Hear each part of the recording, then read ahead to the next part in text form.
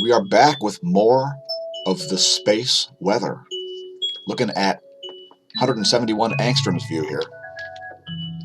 Sunspot 2750 has degraded into a plage, and just as quickly as it did so, Sunspot 2751 formed. Now cycle 24 is the cycle to which this sunspot belongs. This Sunspot 2750 was a cycle 25 sunspot.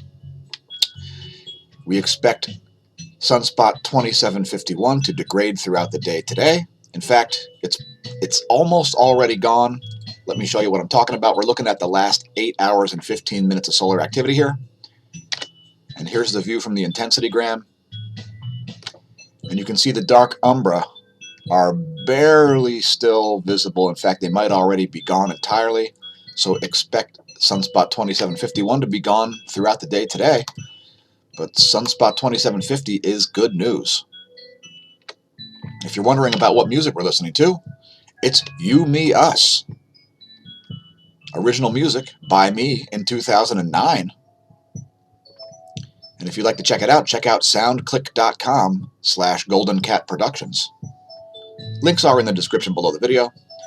And we're just looking at the X-ray imager real quick. Here's the formation of Sunspot 2751. Located right of center there, just above the solar equator. So very low likelihood of any significant X-ray flares from these. And let's continue on as there's plenty more to cover. And there's the X-ray flux still flatlined despite sunspots. Real-time solar wind. Phi angle is currently around 219. That's degrees, by the way. Solar wind speed is at 331 kilometers per second. Solar wind density 3.15 protons. We did see an absurd spike here where the solar wind speed allegedly went all the way up to, looks like 700 or something like that. And a small spike in the density also. Could have been that coronal mass ejection, as it did look like it was high speed. Although quite small, actually, quite small. So anyway, we do see some anomalies in the magnetosphere movies. And it looks like data loss to me. Please leave a comment if you have an opinion. And I cannot get this resized right today. There we go. 67% we'll go for. And you'll see right here around 7:30, you're going to see this odd little flash. And that looks like it's the density and velocity spike that we see on the ACE and Discover solar wind data. There, play that again. See that odd little spike there? It does not look like real data, as it would be pretty hard for the system to magnetohydrodynamically do that. Here it is from the pressure view, and you're going to see this like sudden oddball spike, which is totally offset to the one side. And it looks very strange and very suspicious. Let me let that play through all the way before we move on to the geospace ground magnetic perturbations.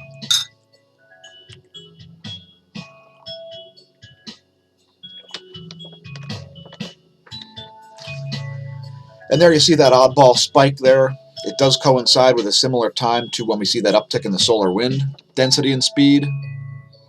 So I'm not sure what went on with that one. And we're not going to dwell on it. We're just going to move on.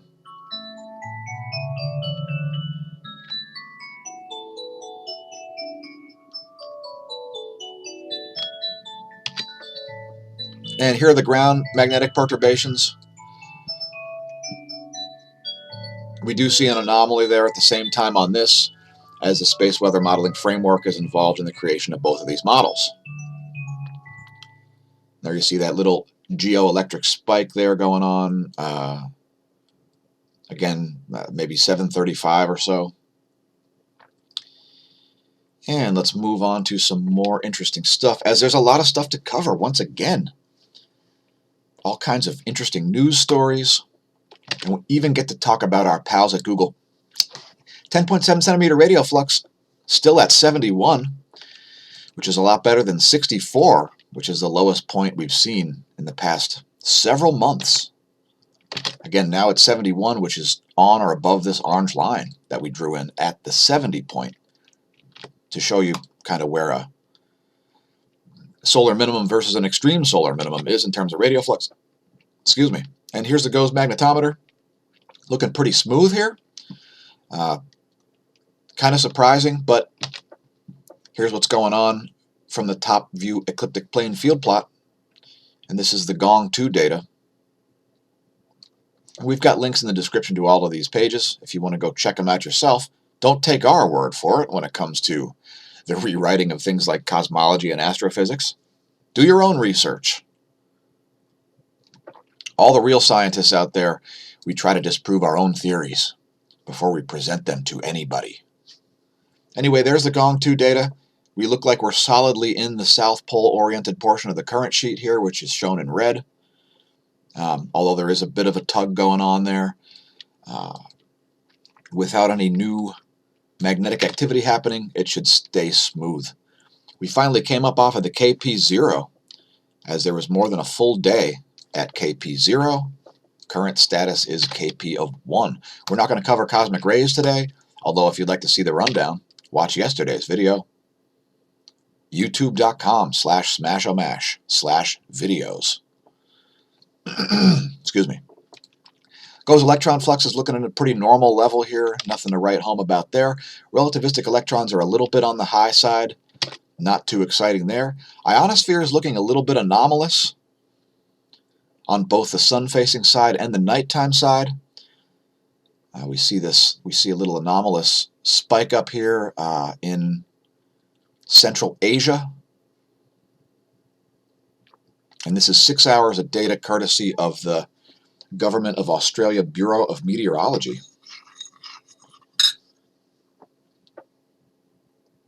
Looking a little discharge on the sun-facing side too. Here's the latest image. That one coming in at 8:30 UT. And let's do the earthquake rundown. Over the past 24, we see no 7-magnitude earthquakes as the 7-magnitude earthquake drought continues, and my favorite spot for it to end is Western South America. Speaking of Western South America, here's a 4.4 at Ecuador that came in at 12:20 yesterday. Next on the list is a deep quake, 4.4 magnitude at Chile, and right around that location where that is my favorite spot for the 7-magnitude earthquake to kick off. If you're in an earthquake-prone area, please be an asset, not a liability in the event of a disaster. If you're wondering which building facades will fall down, maybe don't take that exit if you try to evacuate the building you're in, as just having any inkling that an earthquake will occur is prepping if you are unable to do anything else about it. Next, we see a Bosnia-Herzegovina quake at a 4.7 magnitude. Haven't ever reported one there on this channel before. Here's a 4.6 off the coast of South America, followed by a 4.4 at Japan. Looks like we see a little swarm there at Japan. 4.9 south of the island. And then coming in at 17:39 last night, universal time, we see a 4.5 at depth.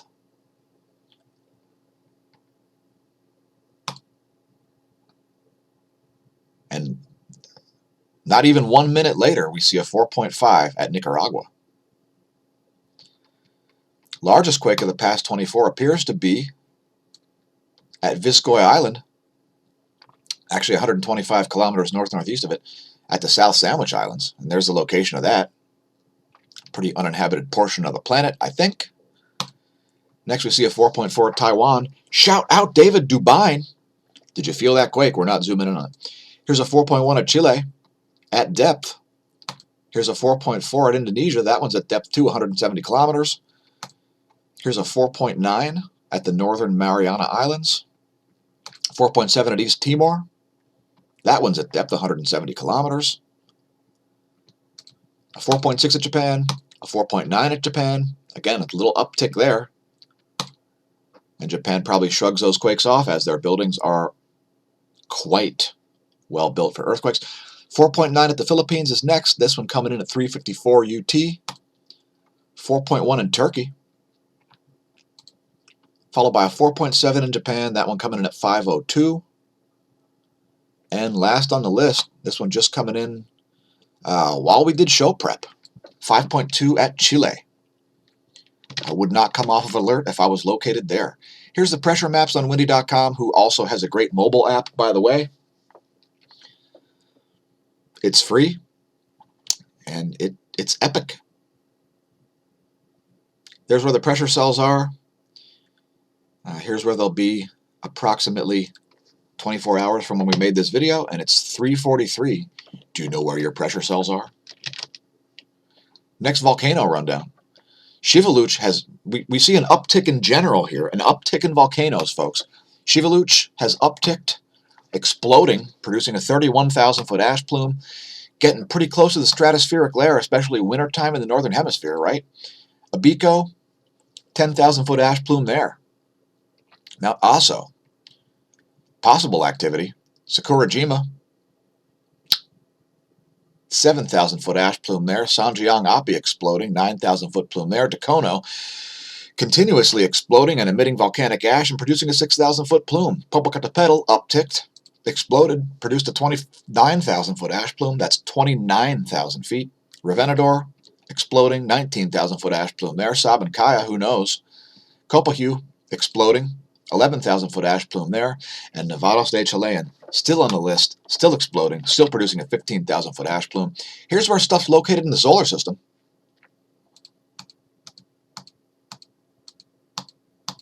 There's where it'll be in 7 days on November 10th. Swinging into a conjunction is Mercury, and I believe there's going to be a transit. We'll cover something about it. Let's talk about space. Let's talk about the world's most expensive cookies. Were you aware that the world's most expensive cookies were sent into space yesterday on an Antares rocket aboard the Cygnus something or other, the Cygnus NG-12. Now, if you're wondering what I'm talking about, well, it's all about a company known as Hilton Hospitality, something like that. Anyway, since heat doesn't rise in space, we've created a very, very expensive easy bake oven. Mission Cookie. That's right. They're going to bake 3 cookies. No, I think 5 cookies. They're going to eat 2 of them. They're going to send the other 3 back to Earth. And Hilton Hospitality is trying to get them back so that they can do analysis. Here's the easy bake oven. And if you're wondering how they bake them, well, here's how it's done. And I quote, "Since hot air does not rise in the microgravity environment of space, nanoracks had to find another way to transfer heat to the item being baked. The zero-G oven works by using electric heating elements placed around a cylindrical chamber so that a pocket of heated air surrounds the food at its center." Now, since they didn't want it to come flying out and heat up unevenly, it's also placed inside a silicone pouch with an aluminum frame that serves as a tray and filter to allow hot air to escape, but not contain any crumbs, as crumbs can kill you in space. Yes, crumbs. You're not allowed to have crumbs. Don't bring your bag of Doritos if you're going to the space station. It's not permitted. You'll have to shove it inside your spacesuit, and crumbs can get stuck in instruments and things, and they can get in your eyes. And if you want to eat something crummy in space, make sure you do it on the toilet, which has a vacuum. And this way, you'll increase the probability that the crumbs will not end up in your eye or inside an instrument, possibly causing a short. Anyway, while it doesn't have the title yet, as far as I know, for the most expensive cookies, I would like to see some math on the total cost of the production of these 5 cookies. Not saying it's a bad use of resources, folks. I know. Everybody knows you got to be able to cook in space. So, no big deal. It's probably only about $25 million per cookie or something like that. A total cost of $100 million. Anyway, here's where the constellations are, as I'm always interested in what's going on above my head. So please look up if you're interested in things like space. and weather. Here's lightningmaps.org, and there's where the lightning is right now. And let's move on to the Weather Underground U.S. Doppler radar animation. Here's what's going on in the U.S.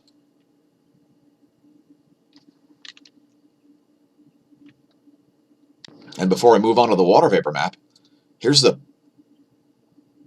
temperature anomaly as of yesterday. Looking a little cold. Here's the temperature anomaly for today.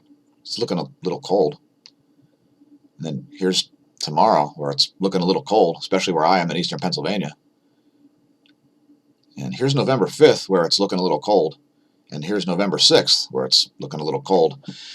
And yeah, you get the idea. Greta's begging for money. You've stolen her frequent flyer miles, her childhood, and her future for the expectation of eternal profits. Anyway, they moved some climate meeting from Chile to Spain, and now Greta's got to get across the ocean again. Maybe Leo DiCaprio can fly her over there on his private jet. I'm sure that won't do anything for anybody's carbon footprint. And moving on to the U.S. water vapor map. And there's the animation courtesy GOES interactive weather satellites. And there are some real oddities in the Southern Rockies here again. We're going to zoom in on that area as well, you'll see.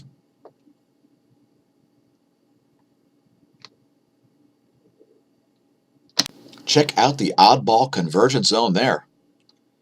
You've got this moist air from the south moving west to east, colliding with this dry air,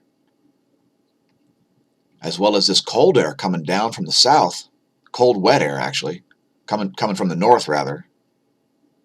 And you got these odd waves here just piling up. Should be an interesting day for weather in southern Colorado. Please leave a comment if you get some interesting cloud photos, etc. In fact, let's look at the cloud layer. And while it is nighttime there and the clouds are not visibly available, we can use the NASA GOES shortwave infrared. That's the shortwave infrared NASA GOES satellite. And there's what's going on cloud-wise in that area. And it's looking a little odd as the system is moving straight south. And let's move on to more stuff, as there's still more stuff to cover. Were you aware that there is an iron scow lodged in the rapids above Niagara Falls? It's been there for 101 years. But on November 1st, it suddenly moved. It turned and started to lurch down the river. Here's a clip.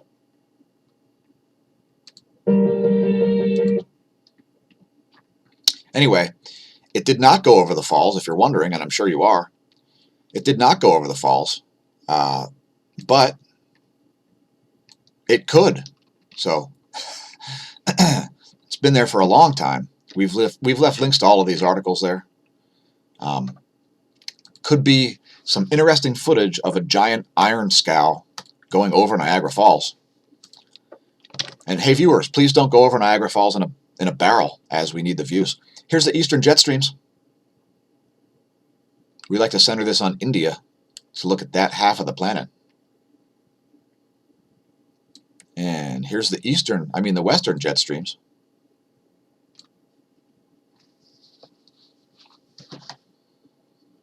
And let's move on to more stuff, such as that is censored and that is sinkhole, where we try to encourage people like the Smash team, and thanks Smash team and patrons, to understand the distinction between their you-know-what and a hole in the ground. Were you aware Google's a huge scam and pays us nothing for these videos? Did you press like and subscribe on YouTube? Did you share our videos on your social media? No? Well, become a patron. Just cancel all that stuff out. Become a patron. Check out patreon.com/smashomash. Join at the gold level. Get all the benefits of our gold members. And find out stuff like this. Google's mergers and acquisitions. Oh yeah. Oh yeah. It's quite a list. And it's actually, we've linked here to lists of mergers and acquisitions by alphabet, as it's a bit of a spooky thing. So anyway, for instance, DoubleClick, Motorola. Were you aware that Motorola is owned by Google? Not to mention Deja Vu, Outride, Pure Labs, Ectonic Software, Caldex, Sprix, Genius Labs, Picasa, ZipDash, Waze. If you think you're using Waze to get away from Google Maps, Google owns Waze. It uses the exact same technology in Google Maps and Waze. They just bought it because it was a legit competitor. Anyway, there's a list of the Google acquisitions because Google's motto is, if you can't beat them, buy them. And if you don't like the content, shadow ban it. And if you don't like the content, try to shake down the channel for $350 to appear higher on the search results list. Let's talk about Motorola's new Razr design. Ooh, were you excited about a $1,500 folding smartphone? Well, I certainly wasn't. I think it's an idiotic idea. Here's some leaked images of the Razr folding piece of crap Google hardware joke junk. And here's another image which has had the brightness and contrast changed to reveal a USB-C port. Whoa! Here's another image. It looks like the screen on the outside of the phone might be a touch screen. Oh my gosh! Oh my gosh!